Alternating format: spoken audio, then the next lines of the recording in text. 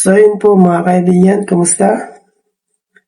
Update lang po tayo sa mga nangyayari sa impeachment ni Sara Duterte. Ang dami kasi dyan na yung basta na lang makapag-react doon sa tinatanong ni Robin Padilla na tungkol sa mga makakaliwa kung ano daw kinalaman sa impeachment. Actually, sa totoo lang, napakalalim po ng tanong na yun. May ibig sabihin nun. May ibig sabihin yun kung bakit niya natanong yun. Kasi nga, dahil nga auditor ka sa lahat ng ahensya ng gobyerno, kahit pa paano naman, at least kahit konti, meron kang idea kung saan nagagamit yung mga confidential funds ng mga government official. Kasi ino-audit nyo yun eh. Alam nyo kung saan napupunta. Alam nyo kung saan ginagasto yan. So, ibig sabihin, basta ka lang nagbuklat ng ano-ano dyan, pero hindi mo inaalam kung ano ibig sabihin. Di ba? Ganun lang yung mga, ganun yung mga BBM vloggers. Hindi talaga yan nag-iisip. Kasi walang mga isip mo. Bakit niya natanong? Kasi nga, si Sara, dati siyang official ng NTF-ILCAC.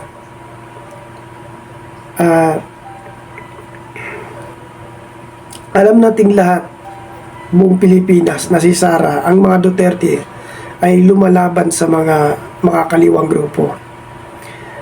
So, napaka-imposible kung auditor ka, tapos wala kang makikita doon na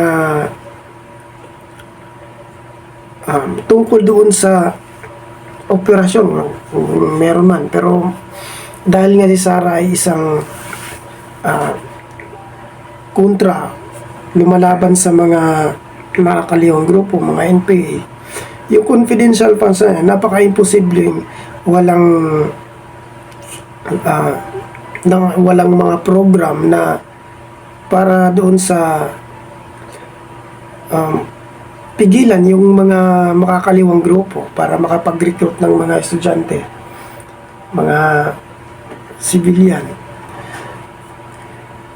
So kung auditor ka din na talagang may isip, may utak, o talagang nagtatrabaho, kahit papano doon sa tanong ni Robin Padilla,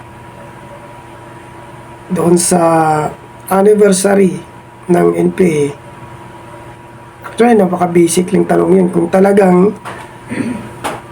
nagtatrabaho ka, masasagot mo yun. Pero dahil nga hindi mo nasagot, ibig sabihin, wala ka talagang alam na witness.